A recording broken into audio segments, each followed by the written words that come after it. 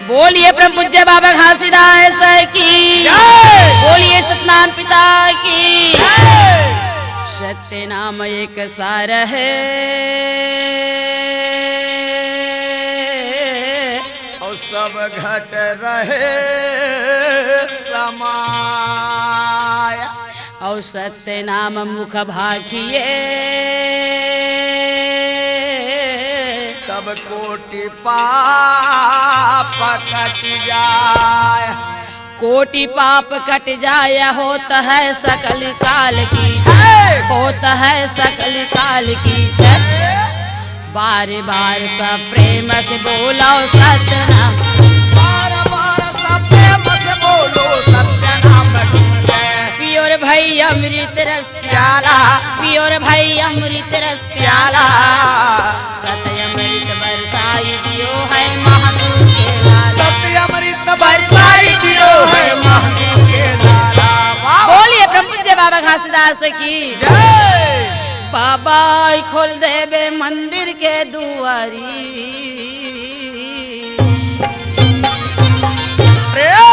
गुरुजी खोल देवे हृदय के किवाड़ी।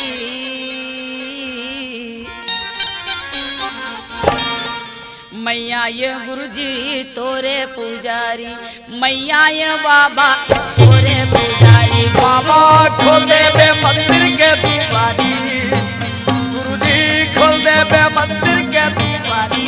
मैं आवा थावा तोर पुजारी, मैं आवा थावा तोर पुजारी।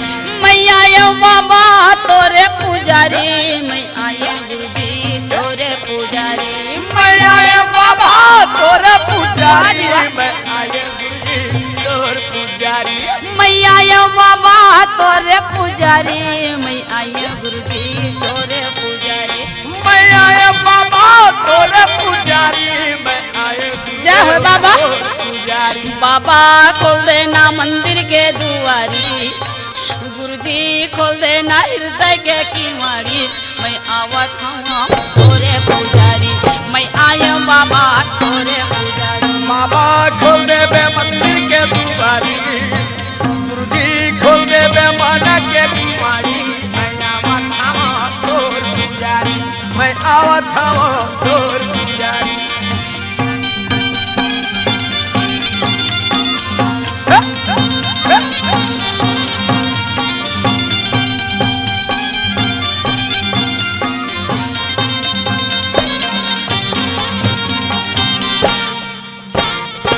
सोने के थाली में आरती सजाए, हाँ आरती सजाए।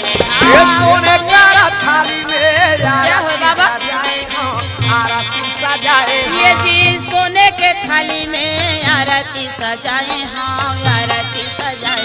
ये सोने का थाली में आरती सजाए हो, आरती सजाए हो। ये पान सुपारी हो मन नारियर धराए, हाँ नारियर धराए। ओ पान सुपारी नारियल हराए हो, नारियल हराए हो। ये नारियर धराए, हाँ नारियर धराए। नारियल हराए हो, नारियल हराए हो। बाबा नारियर धराए, हाँ नारियर धराए। एक कैसे नारियल हराए हो, नारियल हराए हो। बाबा पूजा के लाए भर भर थारी, बाबा पूजा के लाए भर भर थारी। मैं आवत हूँ तोरे दुआरी, मैया ये गुरुजी तोरे दुआरी। ये बाबा खोल देवे मंदिर के दुआरी, गुरुजी खोल देवे मंदिर के दुआरी। मैं आवत हूँ तोर पुजारी, मैं आवत हूँ तोर पुजारी।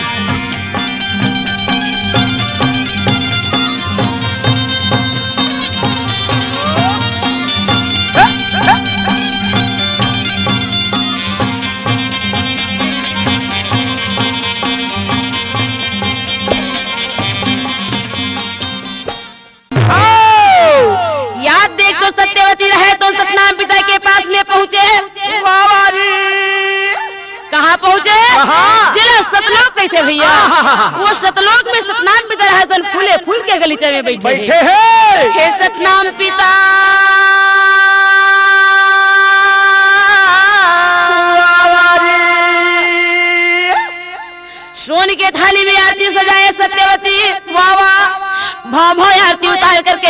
पखार करके आज देखो चरणामृत लेकर के आज पुरुष पिता के आरती पूजा करे लगी। नीचे में बैठे हैं बाबा के चरण के तीर। हाँ दोनों हाथ जोड़ के कहे पिताजी बोला भैया सहजंस के कहानी ला सुना देते तो बड़ा अति सुंदर के बात रहती बाबा। वाह बाजी सत्यवती के बाद लहसुन के सतनाथ पिता कहे बेटी क्या कहे? ये सहजंस के नाम लते कैसे जाने? ये सहजंस कौन है काहे तेकर बारे में तोला कौन बताई? दोनों हाथ जोड़ के सत्यवती कहे पिताजी अच्छा ना जाने आपके चरण धोए पानी में ऐसे का सकती कौन सा शक्ति है बाबा? तो गोड़ के पानी पिए में ऐसे का जादू है? क्या जादू है गुरुदेव?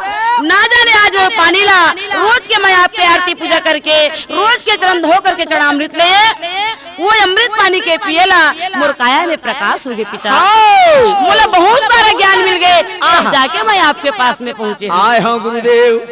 ऐसा मानी ला सुनते सतनाथ पिता कहे धन्य है बेटी तोर जीवन ला। तोरे जैसे बेटी ये मृत लोग के प्राणी मन हो जाती तो मोला ज्ञान लखाए के कोई जरूरत नहीं रहती बेटी। नहीं रहतीस बेटी नहीं रहतीस वो। अब ये मृत लोग अंधियार नहीं रहती ये मृत लोग के हंसा मन भटका नहीं खाती लेकिन कौन समझावे बेटी मैं क्या बताओ पिताजी वही भटका खावत खावत तो मृत लोग से मैं आपके पहुँचे आपके पास में मृत लोक में रह करके 4 वेद 6 शास्त्र 9 व्याकरण 18 पुराण सुने 335 अध्याय भागवत गीता सुने लेकिन वो आत्मा के संशय दूर नहीं हुई। मोला भैया सहजंस के कहानी ला सुना देते थे आज ये मोर भटकते हुए आत्मा ला शांति मिल जाती कहे वो सतनाम पिता कहे बहुत सुंदर विचार रखे है सत्यवती लेकिन वो सहजंस की कहानी ला ऐसे नहीं सुन सके कैसे मैं सुनूं बाबा? कपलन गैया के गोबर मंगावे खुदर हिंगना लिपावे गजमोतियन के चौक पुरा के सोने के कलश में दिया जलावे 10 इंद्र एक तत्व बनावे सत्यवती। अब एकाग्र मन करके सुनिए तब जाके सुने सकबे नहीं तो ये सत्य रास्ता में चलना बहुत कठिन है बेटी। मैं तो अभी भी चेतावत हो सत्यवती ते मोर बात ला मान जा। नहीं बाबा सत्य रास्ते में चलते तो पाँव में कांटा गड़ जाते बेटी।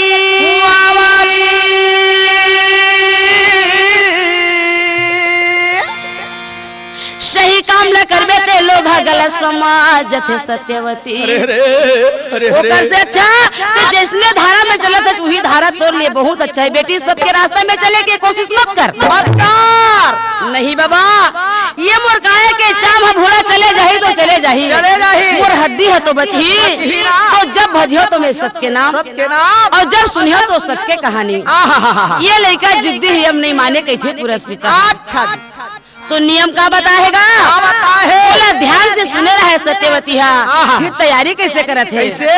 कपलन गैया के गोबर मंगावे कुर्धन नाली पावे गजमोतियन के चौक पुरावे से के आसन लगावे सोन के कलसा में दीपक जला करके 10 इंद्र एक तत्व बना करके ये कागज मन लगा करके पुरस्पिता के कहानी ल सुने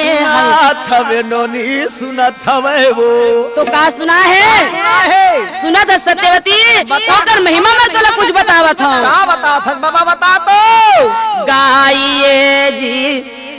गाइए जी गुरु बाबा के वंदना ये भाई। गाइए जी गुरु बाबा के वंदना जी। ये दे गाइए बेटी गाइए वो घासी बाबा के वंदना ये भाई। गाइए जी गुरु बाबा के वंदना जी।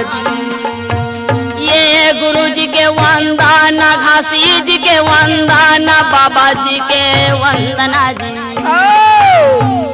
गुरु जी के वंदना घासी जी के वंदना गुरु जी के वंदना जी। गुरु जी के वंदना बाबा जी के वंदना घासी जी के वंदना जी। ले लो गाइए जी गुरु बाबा के वंदना गाइए जी गुरु बाबा जी के वंदना गाइए हो गुरु बाबा के वंदना जी। सुना था बेटी सुना ना बाबा मैं सुना था बाबा, आप मन कहते जाओ, बिल्कुल मैं सुना था। तो का कहे महंगू सुता यमरौती ना नंदना, यमरौती ना नंदना जी। अरे महंगू सुता यमरौती ना नंदना, यमरौती ना नंदा जी। सुने सत्यवती, सुना था बाबा, वो महंगू दास के बेटा है, माता अमरौतीन के नंदन है। ओके नंदन के कहानी लतोला सुनावा था। तेज प्रताप महाजगवंदना, गाइए जी गाइए हो गना बाबा क्या सुनाना, गाइएगा गाजिए जी गुरु बाबा जी के बंदान दिए, गाजिए हो गाजिए जी गुरु बाबा के बंदाना ये दी। और सुन में आओ काहे बाबा, सपुरा माता जगर चंवार डुलावे, जगर चंवार डुलावे। अच्छा सपुरा मैया जगर चंवार डुलावे, यो चंवार डुलावे ये बेटी। सपुरा माता जगर चंवार डुलावे, जगर चंवार डुलावे जी। सफरा माता जगर चंवार डुलावत है सत्यवती। अच्छा का करे बाबा, मसतक चंदना अधिक सुहारे जी, गाइए हो गाइए वो गना बाबा क्या गाइएगा। गाजिए जी गुरु घासी के बंदाना ये दी। सुना धसरागी, सुना थनो नहीं बताना, नाम पिता है सत्यवती ले समझावत है। अरे का समझावे, सपुरा माता जगर चंवार डुलावे, जगर चंवार डुलावे जी। अच्छा सपुरा मैया जकर चंवार डुलावे, यो चंवार डुलावे ये जी। ये गा सपुरा मैया जगर चंवार डुलावे, जगर चंवार डुलावे जी। सपुरा पौरा जकर चंवार डुलावे, यो चंवार डुलावे ये जी। कहात लागे बेटी सत्यवती। अच्छा घासीदास बाबा की कहानी ये मेर नहीं है, बहुत कोसों दूर में हमें वो। आज सफरा माता जी का धर्म पत्नी ने दे चंवार डोला है रातों दिन। आहा का करे बाबा, मसतक चंदन यत्रो सुहावना, गाइए जी गाइए गुरु बाबा के बंदाना ये गाइए गाइए हो गुरु बाबा के बंदाना ये जी। गाजिएगा गाजिए जी गुरु घासी के बंदाना ये जी। और सुन में आओ काहे बाबा बता दा, संतन कहे हाथ कई जोरी, हाथ करा जोरी जी। सब संतन कहे हाथ कर चोरी, हाथ करा चोरी ये जी। संतन कहे हाथ करी जोरी, हाथ करा जोरी जी। हाँ सब संतन विनया कर जोरी, विनया करा जोरी ये जी। और तोरसन औ कतको संत है बेटी, सब हाथ जोड़ के ऊपर सामने में विनय करे है। तब का करे बेटी, बस हुन सत गुरु हृदय में मोरी ना, गाइए हो गाइए जी गुरु बाबा के बंदाना ये गाइए गाइए हो गुरु बाबा के बंदाना ये जी। गाजिए हो गाजिए जी गुरु बाबा के बंदाना ये जी। वाह ए रागी, ऐसे सतनाम पिता रहे तो सत्यवती लगे लागी। सत्यवती एक एक निकले सुनिस तो बड़ा खुश हो जाते। खुश हो गए बाबा मुला विधि विधान के साथ में पूरा विस्तार कथा सुना देते, ते सच में मोर आत्मा भटकत तेला शांति मिल जाती। सतनाम पिता कहे बेटी, ते विधि विधान से सुनू कथा तो सुनत है। बताना बाबा, नहीं मैं पंडित कवि वो कहाऊं, और मति अनुसार साहेब गुण गाऊं। तो जस बालक बोले तो तली भाषा, और सुन सुन मुदित पिता जरु माता। तो संतो सुना एक विनती ला मोरी, भूले अक्षर ला ले ले हजोरी ना हम कछु पढ़े न लिखे ना कछु बुद्धि विचार आप मन जाना था महू तुहरज लेके आओ भूल चूकला मेटी हो संतो और तू ही मन करियो सुधार। वाह वाह। तो मैं तुहर मन के बीच में हाथ जोड़ के क्षमा मांगत हूँ काबर कि महू तुहरे से लेके आओ। पढ़े लिखे नहीं यार कागज के लिखा मुंह के कहा में बहुत अंतर होते नोनी। सही बात है भैया हमार बाबा के कहानी है कोई लेख हमारे बाबा की कहानी के कोई लिखैया नहीं है नहीं बाबा के कोई लेख बने हैं। अच्छा अब के बड़े बड़े बुजुर्ग पंडित मन छोटे छोटे टुकड़ा ला जोड़ जोड़ के पंडित मन एक छोटे से कहानी बनाई बनाए है बड़े बड़े करिहार पंडित बने हैं उनके मन के मुँह ले सुन के मैं तुहर मन के बीच में सुनावा सबसे आगे के पीछे हो जाही या पीछे के आगे हो जाही कोई प्रकार की गलती हो जाही मोर दाई दादा हो तो गलती में ध्यान मत देहो महू तुहरज लेके आओ। अच्छा मैं दोनों हाथ जोड़ के तुहर मन से विनती करत हूँ तो फिर गुरु के कहानी ला सतनाम पिता कैसे सुनाए जी। प्रथम बंदो सदगुरु चरना जिनय गम गम को लखारिया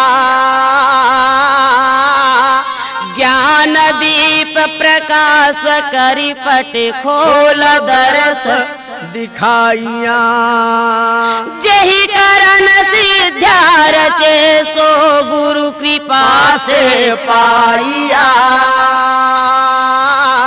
यका मूर्ति अमीन सुरति तहाँ जाई समाइया कृपा सिंधु गुरु दीन दयाल दयाल है बिरले पावई भेद जही प्रकार चिन्हे तहाँ। सुना था भैया गुरु जी को पहुँचे वंदना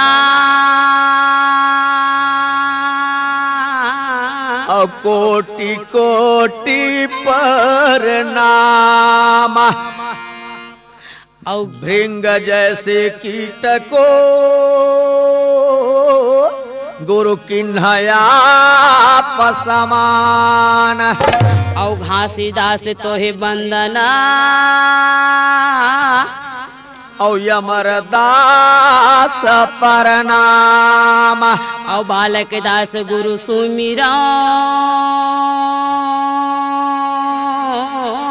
गुरु सिद्ध करिहव सब काम सिद्ध करो सब काम होता है सकल काल की होता है सकल काल की बार बार सब मिलकर बोलो सत्य नाम बार बार सब प्रेम से बोलो सत्य नाम की है पियोर भाई अमृत रस प्याला पियोर भाई अमृत रस प्याला सत्य अमृत बरसाई दियो है महंगू के लाला सत्य अमृत बरसाई दियो है महंगू के लाला बोल हंसदास बाबा की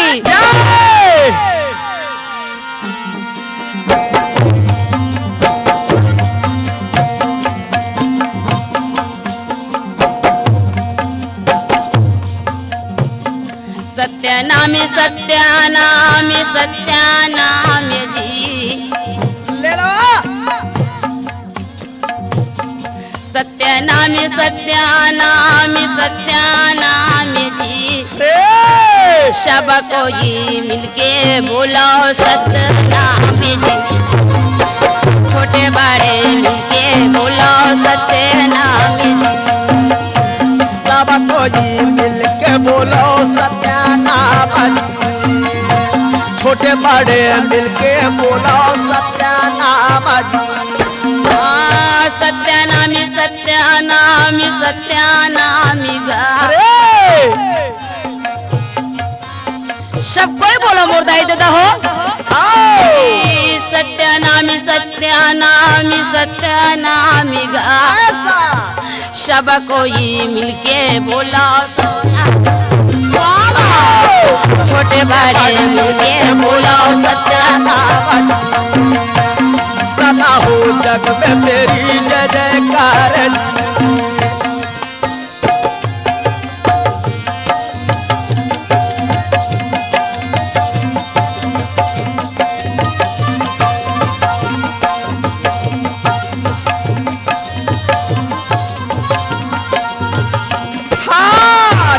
बड़े मिल के बोला सत्यानाम सना हो जग में तेरी जय जयकार बाबा। ए भैया सत्यवती सुनत है और सतनाम पिता सुनावत है। सुनावत है कैसे सुना है? एक समय के बाद शाहजहां से बुला के सतनाम पिता कही थे का की थे ए बेटा का अरे मैं तो एक जन काम दिया रहा था। कौन सा काम है बाबा? ओला मान जाते तो बहुत अच्छा हो जाती। ओहो माने के लिए खोई तब जरूर मानू गुरुदेव और नहीं माने के लिए रही तो नहीं माना। नहीं मानो पिताजी। मान जा बेटा मान जगह तोरे के लिए काम तैयार था। नहीं माना नहीं मानो मानन लागी तोला कहा जाए बर की थास काला माने बर की थास बतावे तब ऐसे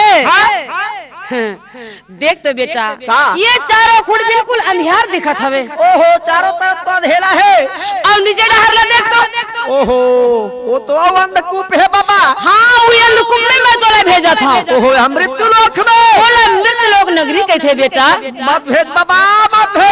52 लाख हंसा भटका खात हवे शाहजहां और तोड़ जाए से जरूर मुझे विश्वास है कि वो हंसा मन कुछ तो सुधरी। ओहो नहीं सुधरे बाबा माया के नगरी है।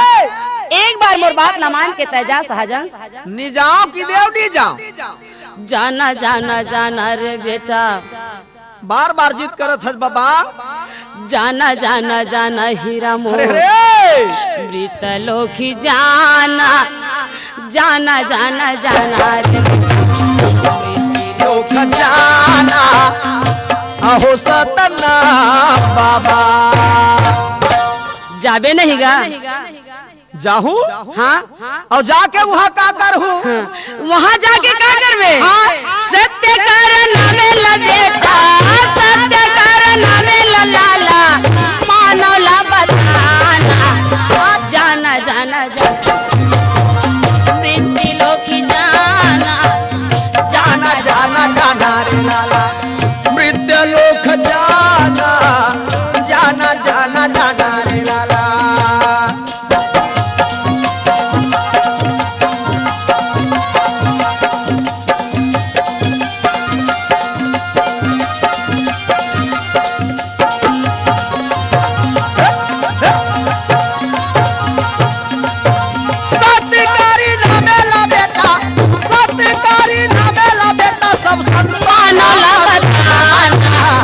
जाना जाना जाना रे लाला मृत्यु लोक जाना जाना जाना जाना रे लाला मृत्यु लोक जाना अहो सतनाम बाबा। जा बेटा मोर बात ला मान के जागा मैं तोला ऐसे सुंदर चीज देवा था जबका तो सको सबका धर ले। साची देवा था बाबा धरबे ना कत्ते कम देबे अरे मैंने एक बोझा धर ले। ओहो एक बोझा हाथ तो लेते लेकर भोसक जही बाबा ये नहीं जमत तो काबा में कबिया के धर ले। ओहो एक काबा का उधर के लेगा था गोचक जही ये लड़का बड़ ज्ञानी तैसे लाग अरे एक मुठा धर ले शाहजहां। ओहो उला बीच कोल्हू छटक जही बाबा तब कैसे करे लागी ऐसे नाम पाम दे ते जिन्मो जिन्मो जियत जियत ले छूटे मत। हाँ ऐसे चीमटी में धर ले दे बेटा चीमटी में धर ले दे लाला सत्य कर नाम ला जाना जाना जाना मृत्यु लोकी जाना जाना जाना जाना लाला सत्य कर नावेला बेटा सत्य कर नावेला बेटा सब माना ला बताना जाना जाना जाना रे मृत्यु लोक जाना जाना जाना जाना रे बेटा मृत्यु लोक जाना अहो सतनाम बाबा।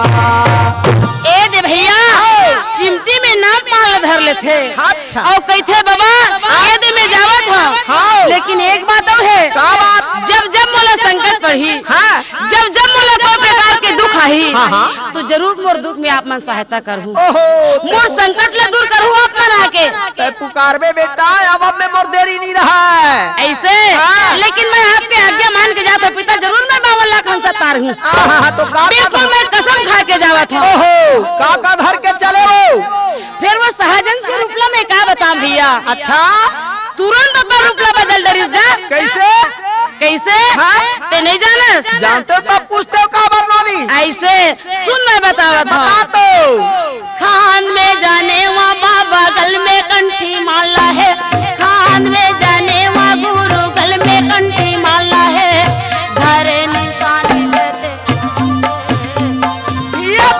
गुरु हो बाबा पीड़ा ऊंचाए सत्यनाम के, गुरु हो बाबा पीड़ा ऊंचाए सत्यनाम। ओ खान में जाने वो बाबा गल में कंठी माला है, खान में जाने वो बाबा गल में कंठी माला है, धरे निशानी जैते खाम के यते गुरु हो बाबा पीड़ा उठाए सत्य नाम के, गुरु हो बाबा पीड़ा उठाए सत्य नाम के। ये खान में जाने वहाँ बाबा गल में कंठी माला तोर, खान में जाने वहाँ गुरु गल में कंठी माला तोर, धरे निशानी जत खाम के यते गुरु हो बाबा पीड़ा ऊंचाए सत्यनाम के, गुरु मूर्ख पीड़ा ऊंचाए सत्यनाम के।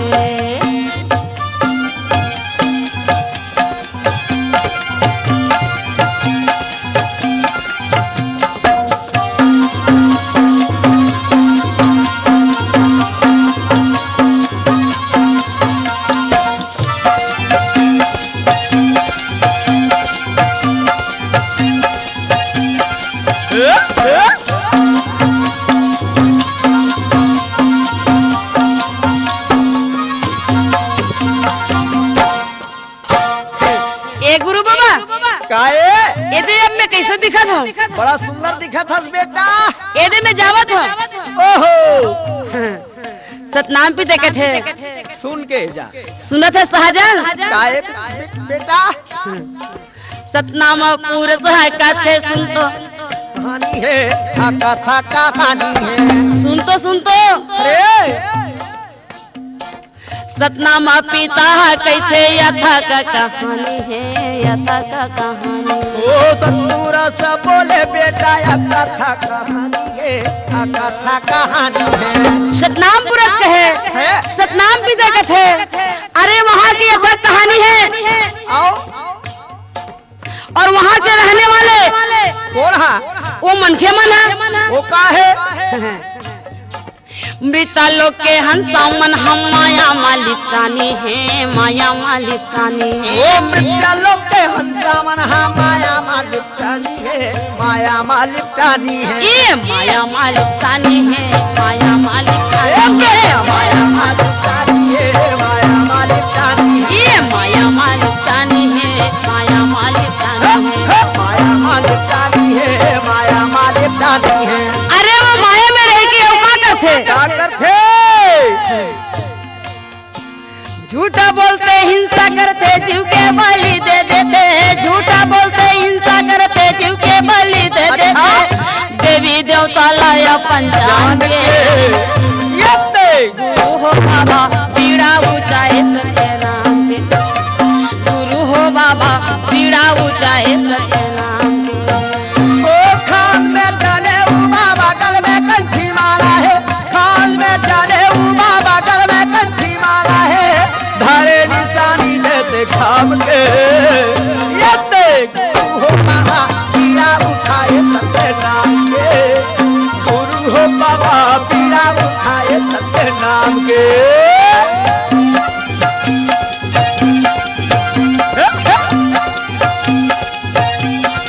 उधर ले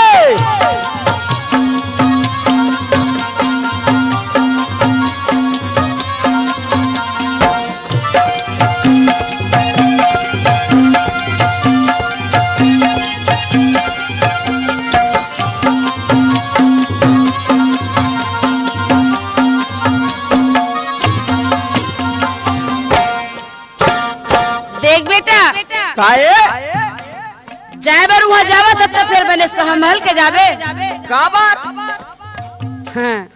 अरे वहाँ काल निरंजन के डेरा है। काल निरंजन के डेरा है? हाँ कैसे? काल निरंजन अष्टंगी हम मायाला फैलाए है, मायाला फैलाए हो काल निरंजन अष्टंगी हम मायाला फैलाए है, मायाला फैलाए है। ये काल निरंजन अष्टंगी हम मायाला फैलाए है, मायाला फैलाए है। हो काल निरंजन अष्टंगी हम मायाला फैलाए है, मायाला फैलाए है। 64 काला 360 तीरथ बनाए हैं, तीरथ बनाए हैं। हो 64 काला 360 तीरथ बनाए हैं, तीरथ बनाए हैं। ये तीरथ बनाए हैं, तीरथ बनाए हैं, तीरथ बनाए हैं, तीरथ बनाए हैं। ये तीरथ बनाए हैं, तीरथ बनाए हैं। तीरथ बनाए हैं, तीरथ बनाए हैं। ए सहजन काहे पिताजी? काल निरंजन अष्टंगी के कहूँ भौजार ल कहूँ बच गए। हाँ। तब तो फिर तोरे राज्य चलेगा। ओहो, तो बड़ा और का करे करे है? है? लेकिन मुहुला मुश्किल लागत हैगा। कैसे? अरे 2 टन 4 टन होती तो बन जाती साहब। अरे 10-20 होती तो ना बन जाती। हाँ 64 कला और 360 तीरथ बना है। ओहो, कैसे? आगू से नहीं तो पाछू से, हाँ। अगल से नहीं तो बगल से, अरे ऊपर से नहीं तो नीचे से। अत्ते घेर के रखे है। अरे कोनो डहरला मोर जाल में आवे तो ऐसे वो काल निरंजन अष्टंगी के माया जाल वहाँ फंसे वो मृत लोग नगरी में। सारी संसार में गूठ डाले है की दे। और ओकरे भी हम जाल में आके मानव नगरी है फंसे है। ये दुनिया बेटा या जमा लगत है गा, ये दुनिया लाला या जमा लगत है जी। सबके मनैया नहीं जान के गुरु हो बाबा पीड़ा ऊंचाए सबके नाम के। गुरु हो बाबा पीड़ा ऊंचाए सबके नाम के। वो खान में जाने उबा बगल में कंठी माला है, खान में जाने उबा बगल में कंठी माला है। हरे निशानी जैसे खाम के गुरु हो बाबा पीड़ा उठाए सत्य नाम के। गुरु हो बाबा पीड़ा उठाए सत्य नाम के।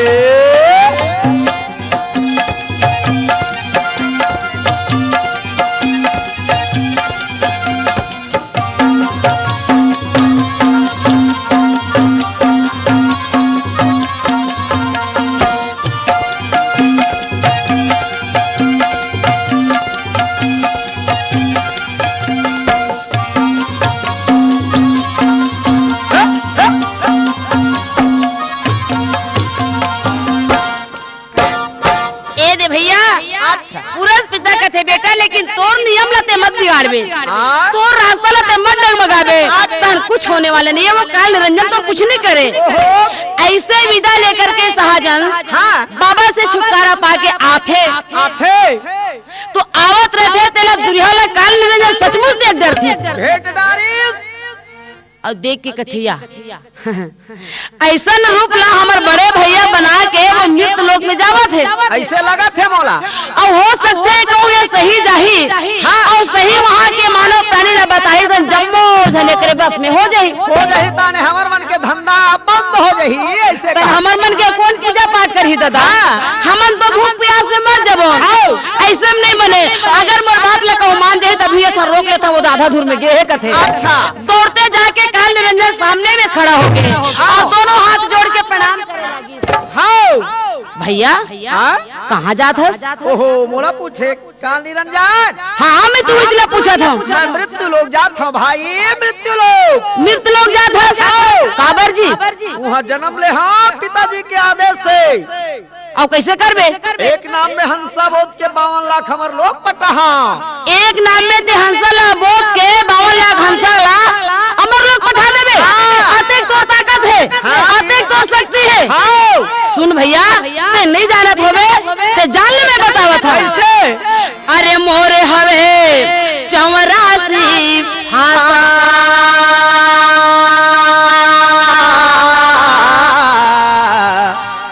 और तोरे एक नाम के कहा बेआसा।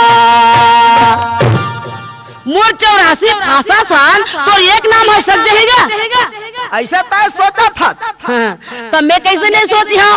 अरे मोर बसाए, मोर रसाए, मोर बेटी, मोर बेटा, मोर धन, मोर दौलत, मोर माया मोर सब कुछ और तोर कैसे हो जाई जी? अरे ते जानत नहीं आज काल निरंजन सोचे नहीं यस ना समझे नहीं जी ऐसे तो कैसे हो जाई? अरे कट जाही 84 फासा और एक नाम के रही आशा। ऐसे ते कहा था जहाँ सत्य है वहाँ धर्म है, जहाँ धर्म है वहाँ जीत है जी। ऐसा बात ले सुनते काल निरंजन कथे दादा अब मोर काम है मेर बुद्धि मोर नहीं लगे ऐसे लागत है। ऐसे तो काल निरंजन कहा थे। अच्छा। और वो शाहजहां का सोचिस का इच बात ले तो मोला बाबा चेता के भेजे हवे ओकर बात ले मैं भुलाओ नहीं और जो मैं क्रिया खाओ कसम खाओ ते काम ला पूरा करके रही सतपुरुष समझा रही से गाय से सत्कारा बोली बोलो सच के शब्दाला करो सच के शब्दाला करो सत्कारा सौदा करो सच के बोली ला बोलो सच बोली ला बोलो ये सत्कारा सौदा करो सच के बोली ला बोलो सच के बोली ला बोलो सत्कार सौदा करो सच बोली ला पूरा सच बोली ला ये शब्द में बेटा यमरी तरह से घोलो यमरी तरह से घोलो शब्द में पापा यमरी तरह से घोलो हमारी तरह कैसे यमरी तरह से घोलो यमरी तरह से घोलो यमरी तरह से घोलो वाह जी वाह कैसे यमरी तरह से घोलो यमरी तरह से घोलो यमरी तरह से घोले हमारी तरह से घोले। सबके बाजार लगे है संतो भाई मोर सबके बाजार लगे है संतो ज्ञानी मोर कर ले हूँ सौदा सत्य नाम के गुरु हो बाबा पीड़ा उठाए सत्य खाम के गुरु हो बाबा पीड़ा उठाए सत्य नाम ओ खान में जाने बाबा गल में कंठी माला कैसे खान में जाने बाबा गल में कंठी माला है धारे निशानी देते खाम के वाजी गुरु हो बाबा पीड़ा उठाए सत्य नाम के बाबा बीड़ा उठाए सत्य नाम के बाबा बीड़ा उठाए सत्य नाम के। ए दे भैया शाहजहां पुरख पिता के बात लमान के बिल्कुल एकदम गठरी में बांध के धरे रहा है नाम पान बता रहा है तेला चिमटी में जमा के धरे रहा है कौन से नाम में जानता है कौन सा नाम है नोनी बता तो। अरे ये सतनाम ला चिमटी में दबा के धरे रहा है सतनाम ही 5 नाम के नाम एक ही दे एकर से बड़े और कोई मंत्र नहीं है अच्छा और वही सतनाम मंत्र लेकर के कहा सतलोक अमरलोक ला छोड़ के ये मृत लोक नगरी में आई। अच्छा भ्रमण करते करते और ये मृत लोक में आकर के नदी नाला पहाड़ पर्वत जंगल झाड़ी गाँव बस्ती ला घूमा अरे वो गिरौदपुरी में जा पहुंची। अच्छा जब वो गिरौदपुरी में पहुंचते भैया तो गिरौदपुरी गाँव अते को सुहावन लगते अते को सुंदर लगते तो बड़ा खुश हो जाते काबर नहीं लगी डोंगरी के तीरे तो सोचे लगी अगर ये गांव के मैं निवासी बन जाते तो बनतीस का। हाँ तो भैया ये गांव के निवासी बने बर कोनो माता के गर्भ से मुला जन्म ले कोनो पिता के मुला दुलार ले बर लागी। अच्छा लेकिन ऐसे ही विचार लगा करके कौन ऐसे माता पिता सत्य पूजा करत है कौन ऐसे माता पिता सही कर्म चलत है सही रास्ता में चलत है जेकर घर में जाके मैं जन्म ले ये विचार लगा करके फिर कैसे चलत है मोरे बस्ती ये बस्ती बाबा और मोरे मोरे बस्ती बस्ती बाबा कैसे घुमाना लागे संतो और मोरे घुमाना लगते भैया मोरे घूमते घूमे और मोरे गली में बाबा मोरे चलाना लागे भैया एक सब खोजी के रूप बना करके काकर घर में व्यवहार कैसे है कौन घर के माता पिता कैसे है काकर घर में खान पान कैसे है कौन जी हिंसा के बलि देवा थे अच्छा कौन श्वेत माना थे और कौन लाल न माना थे। अच्छा काकर घर में मैं जाओगे कि एक एक घर ला कोना कोना में जाके परखे लगे बस्ती भर में वाला कौन मन पसंद के घर नहीं मिलिस अरे वो घर के मन के मन पसंद आवे तो वो घर के वातावरण पसंद वातावरण शुद्ध नहीं रहा है सुना था भैया तो ऐसे खोजते खोजते पूरे बस आती लमाही बाबा रहेगा, अंगना लिपा रहा है, चौक पुरा रहा है, घी के दिया जले रहा है, लेकिन दरवाजा बंद रहा है। भाई तो काम बूता नहीं जाही कोनो आदमी है। लेकिन मन में सोच डरी, अच्छा ये घर के रहिया मन सबके पुजारी जैसे लागत है, लेकिन काम बूता में गे हो ही, अभी मुलाकात नहीं होता, समझा मुलाकात हो जरूर हो ही। मैं मन माना सोचे सोचा ना लागे बाबा, मन मन धुना ना लागे भाई, और वही समय के बेरा ये भैया चलना लागे। ऐसे ही विचार लगा करके आगे जंगल की ओर निकल गए भैया, और एक बरगद के वृक्ष रहे, सोचत बैठे हवे। अच्छा धन्य है वो पुरुष की मर्जी ला, धन्य है वो बाबा के मर्जी लरागी। अच्छा जे रास्ता में वो साधु गे रहा है, वही रास्ता में माता अमृति रोटी पानी लेके जावत रहा है। कैसे हो? और वो का रास्ता से कुछ दूर अच्छा बाबा महंगू दास रहते बहरा डोली में नांगर फांदे रहा है। तो अपन अपन पति के अड़बड़ माया माई लोग मिलते जाए, तो पति के लिए रोटी पानी लेके माता अमृति वही रास्ता में चल रही बेटी, और वही रास्ता में जावे सतगुरु बाबा जी राजी, कैसे से खाना लागे भाई।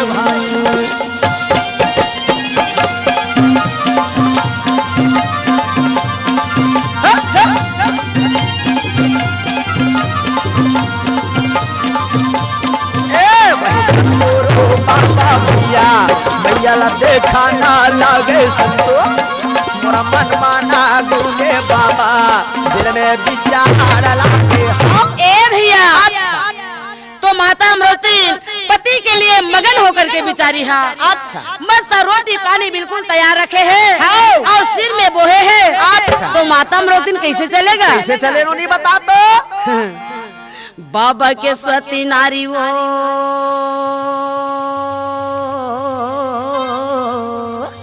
अरे पति के पुजारी है जी, लहरा ले बहुत सती नारी है भैया, पति के पुजारी है। बाबा कैसे चले? कैसे चला थे मैया धरी के रोटी, बाबा सती नारी हो, पति के पुजारी हो, चढ़ा थे मैया धर के रोटी पानी। बाबा सती नारी जी पति के पुजारी ना, चला थे मैया धरी के रोटी पानी।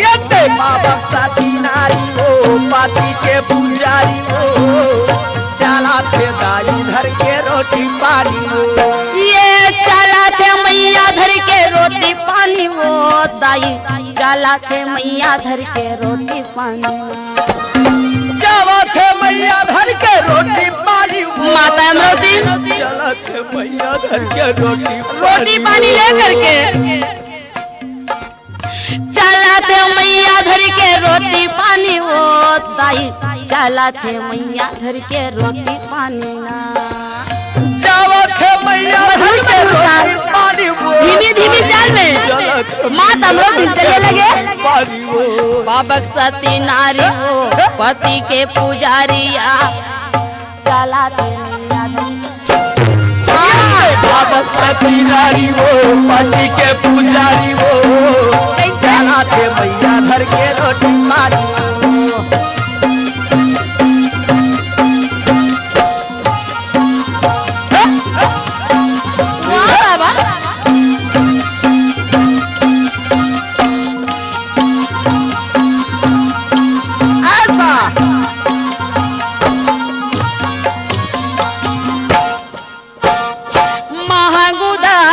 बाबा फांदे हवे नांगर, फांदे हवे नांगर, माही के दारन में मैया चले एक मनिया गार, चले एक मनिया गार। महंगुदास बाबा फांदे हवे नांगर, फांदे हवे नांगर, पति के दारन में दाई चले मनिया गार, चले एक मनिया गार। फांदे हवे नांगर, फांदे हवे नांगर, चले एक मनिया गार, चले एक मन आगर ये चले मन के आगर, चले मन के आगर, चले एक मन आगर, चले मन के आगर। महंगूदास बाबा फाने हवे नागर और माता अमरोतिन चले एक मन के एक मन आगर। के आगर पति के लिए फिर रास्ता में का होते? का होते?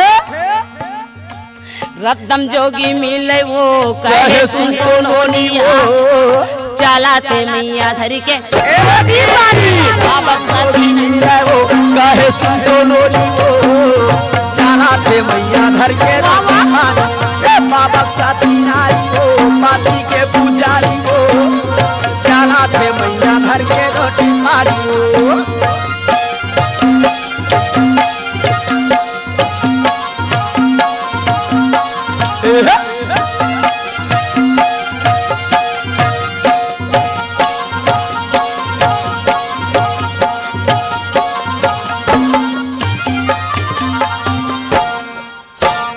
सुना था भैया? क्या हो गए नोनी?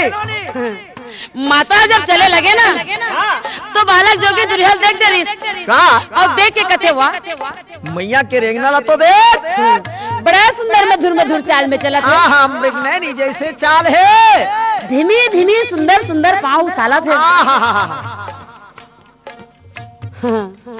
सती कोनो नारी चंद्र लगन की आमिनी जैसे लागत है, सती नारी जैसे लगत है, पतिव्रता नारी जैसे लगत है। लेकिन मैया के जब तक मैं परीक्षा नहीं लूँ तब तक मोर मन में विश्वास नहीं होगा कि सच में ये पतिव्रता नारी है, सबके पुजारी है कि नहीं। अरे बालक जोगी सामने में पहुँच जाते है पहुँच के का कहे और अपन पेट में हाथ रखे है और जोरदार चिल्ला के कहे माँ ए माँ दाई तीन दिन के दाई मैं तो भूखा वो मैं तो भूखा तीन दिन के दाई मैं तो हवा भूखा वो मैं तो हवा भूखा ये तीन दिन के मैया मैं तो भूखा वो मैं तो भूखा बोला खिला दे मैया रोटी ते हसूखा ओ रोटी दाई सूखा मोला खिला दे मैया रोटी तय सूखा वो रोटी दाई सूखा बोला खिला दे मैया रोटी ते हसूखा ओ रोटी दाई सूखा ये रोटी मैया सूखा वो रोटी दाई सूखा रोटी मैया सूखा ओ मैया ये रोटी मैया सूखा वो रोटी दाई सूखा रोटी मैया सूखा ओ रोटी दाई सूखा। आओ दाई मोला कस के भूख लागत है, अच्छा 3 दिन हो गए मैं खाए पिए कुछ नहीं हो, अरे कुछ पकड़े हंसते मोला खिला दे दाई मोर आत्मा ला शांति कर दे।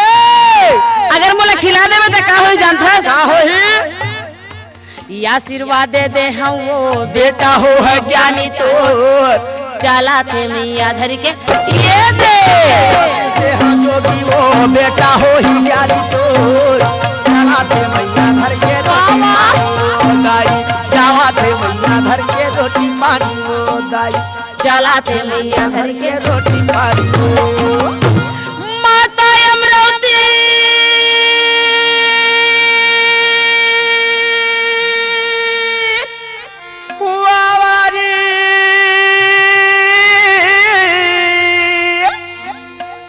बालक जोगी के मीठा बोली सुन के बोली ला सुन के माता के आत्मा की दरवाजा खुल गए, दहल गए हृदय दहल गए भैया। धन्य है प्रभु, धन्य है पिता, अच्छा धन है परमात्मा।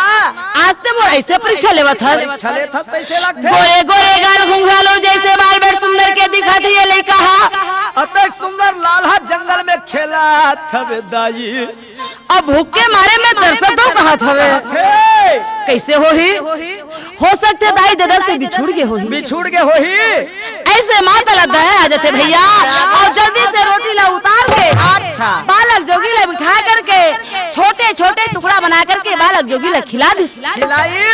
बालक जोगी रहे तो बड़ा मगन के साथ में रोटी ला खा ली और जब रोटी ला खा लेते तो माता ला सोच हो जाते अगर ये लड़का कहूँ मोर हो जातीस मोर गोदी में आ जातीस तो ये मोर आत्मा ला कते का आनंद आतीस आतीस लेकिन वो पिता की मर्जी हुई तब वो पुरुष की मर्जी हुई तब ये लड़का के दाई दादा नहीं है दाई दादा बिना तरसा थवे पिता बाबा जी और माया भाई ये पुत्र के लिए मैं तरसत हूँ अगर ऐसने बेटा मोर गोदी में हो जाती तब मैं जियत भरला तोर नाव ला कभो नहीं भूला तो कहे पूरा पिताजी भाई कैसे पूजा करते कैसे माता अमृत दिन बड़ा मगन के साथ कहे लगी कैसे कपिलनी गया के गोबर मंगा के खुड़ धरी अंगना लिपाते होगा कपिलन गया के गोबर मंगा के खुड़ धरी अंगना लिपाते होगा कपिलनी गया के गोबर मंगा के खुड़ धरी अंगना लिपाते होगा कपिलन गया के गोबर मंगा के खुड़ धरी अंगना लिपाते हो गजमोतियन के चौक पूरा के सोने के दिना जलाते होगा गजमोतियन के चौक पूरा के सोने के कलश जलाते हो गजमोतियन के चौक पूरा के सोने के कलश जलाते होगा गजमोतियन के चौक पूरा के सोने के कलश जलाते हो तोला घेरी बेरी गोहरावा था बाबा गोहार सुन लेना तोला घेरी बेरी गोहरावा था बाबा गोहार सुन लेना तोला घेरी बेरी गोहरावा मामा मोर गोहार सुन लेना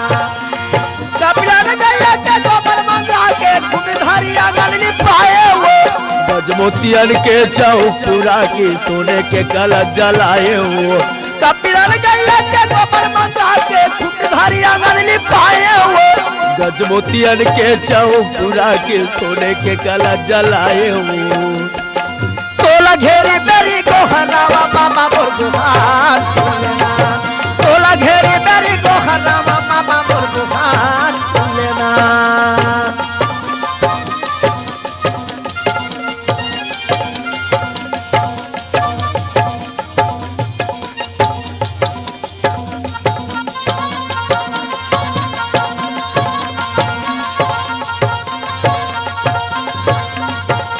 तोला घेरी बेरी गोहरावा मामा मोर गोहार सुन लेना तोला घेरी बेरी गोहरावा मामा मोर गोहार सुन लेना तोला घेरी बेरी गोहरावा बाबा मोर गोहार सुन लेना तोला घेरी बेरी गोहरावा बाबा मोर गोहार सुन लेना तोल नूरी बेरी गोहरावा मामा मोर गोहार सुन लेना बोलिए परम पूज्य बाबा घासीदास की जय